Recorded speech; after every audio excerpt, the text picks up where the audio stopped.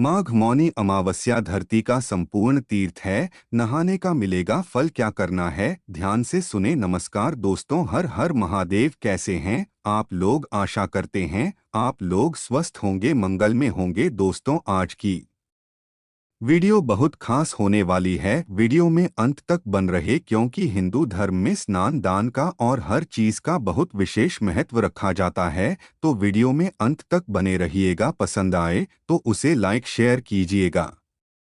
Channel पर पहली बार आए हैं तो चैनल को सब्सक्राइब करो। ओके, कमेंट बॉक्स में अपनी राय जरूर बताइएगा। माघ मास के कृष्ण पक्ष के अमावस्या तिथि को मौनी अमावस्या मनाया जाता है। माघ नहाने का फल है। क्या फल है माघ नहाने का? फल है कि सर्व देश धरती के जितने भी व्रत है, उन संपूर्ण व्रत को करने का जो पूर्ण कमाया जाता है, वह माघ मास के स्नान से उतनी फल की प्राप्ति हो जाती है। सर्व सर्व तीर्थ, सारी दुनिया के जितने भी तीर्थ है, उन सब में भ्रमण करने से, वहां जाने से, भजन पूजा पाठ संध्या आराधना करने से जितने फल की प्राप्ति होती है, उतना फल माघ मास में स्नान करने मात्र से प्राप्त हो जाता है। इतना बड़ा महत्व है, इतनी बड़ी महिमा है जी इसकी। सर्वदा नदी भाव मास उपवास संस्कृत कहा गया है। सर्व दोनों भाव धरती के जितने भी दान है, उसको करने से जितना पूर्ण की प्राप्ति होती है, माघ स्नान करने मात्र से उतने फल की प्राप्ति हो जाती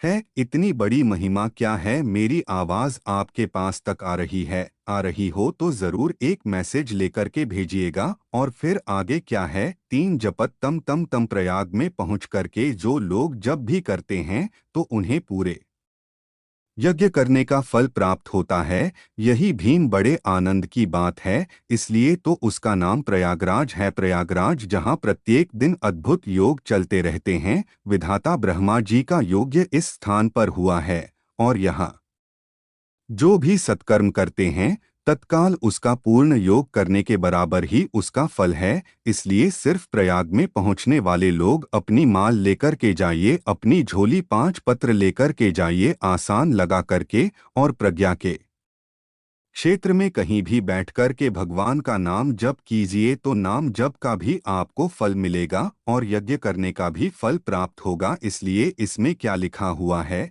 3 जब प्रथम प्रथम वर्णन किया गया है कि जो भी आप धर्म साधना पूजा पाठ पूर्णकृत कर्म करते हैं, तो उसकी तत्काल आपको जनन करने का, योग्य करने का फल प्राप्त होता है। इतना बड़ा महत्तम है श्री प्रयागराज जी का, इतनी बड़ी महिमा है। इतनी बात कहीं का वैष्णो वस्त्र नितिन बहुत फल मिलता है। पूरा महीना जब आप वहां रहने, प्रयाग में कल्पना करने के लिए कौन कौन आते हैं वह सुन लीजिए। जितने भी ऋषि हैं वह सब आते हैं, साधक हैं, सिद्ध है वह आते हैं, जितने भी देवता है वह सब आते हैं, जितने भी भूत प्रेत है वह भी सब आते हैं, जितने भी रक्षा निशाचर है वह भी अपने कल्याण के लिए वहां आते हैं, जितने पूर्वजपुर के हैं वह सब वहां पर आते हैं। मृत्यु के बाद, पुजारी करने के बाद, ब्राह्मण करने के बाद में, तपस्वी करने के बाद में, जितना भी योजना है वह सब इस कुंभ में चल कर के आते हैं।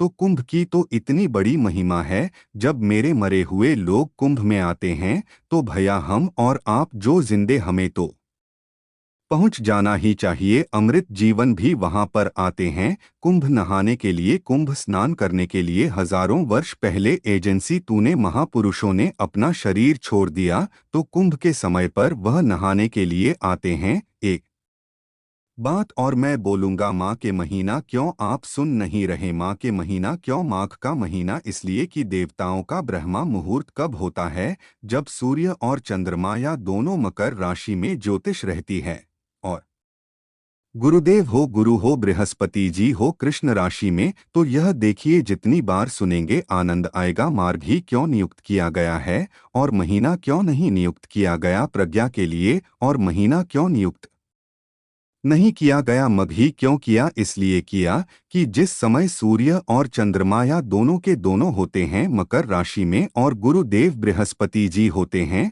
वृष राशि में, उसे समय देवता औन का ब्रह्मा मुहूर्त होता है।